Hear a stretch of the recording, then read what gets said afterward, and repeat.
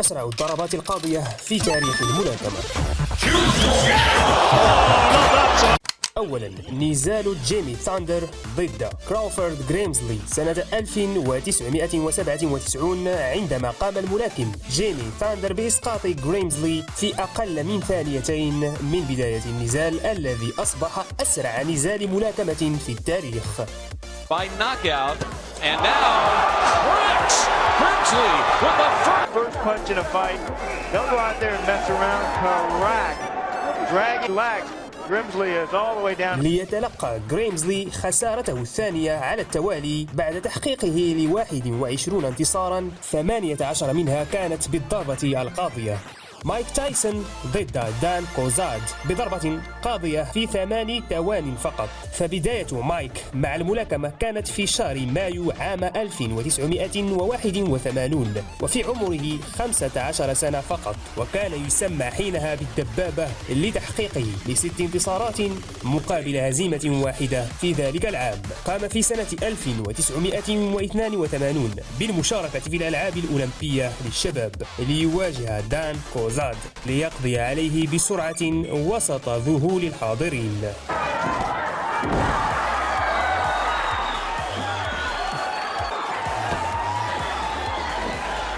Hey, I'm going to relax though, because I don't want my head to swell any more than it is. Okay.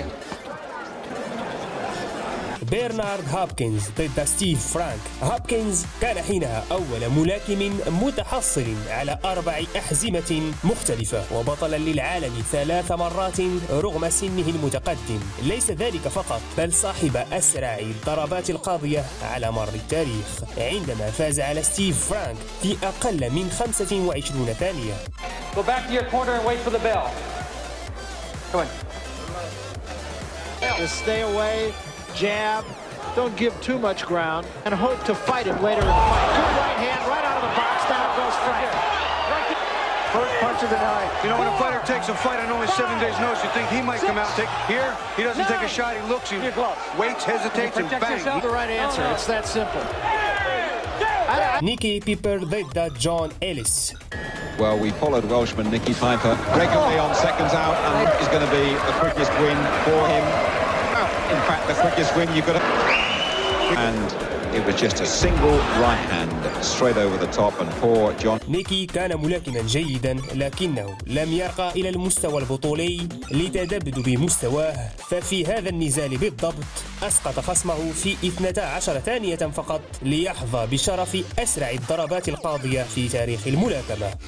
كريس أوبانك ضد رينالدو دوس سانتوس.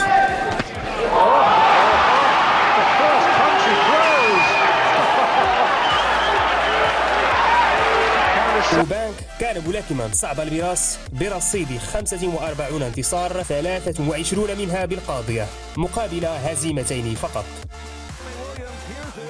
جيرمي ويليامز ضد آرثور ويذرز. جيرمي كان معروفا بضرباته القوية التي كانت تخيف مقاتلي الوزن الثقيل، وإليكم ما قام به ضد ويذرز.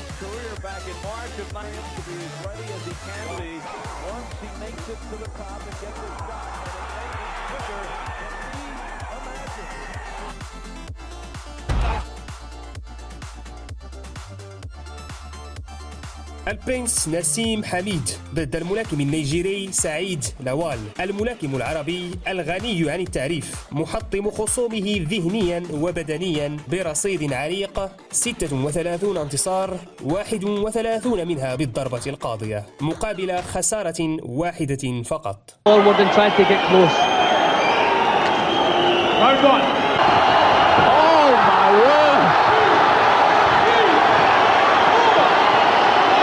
That was the right hand we were worried about.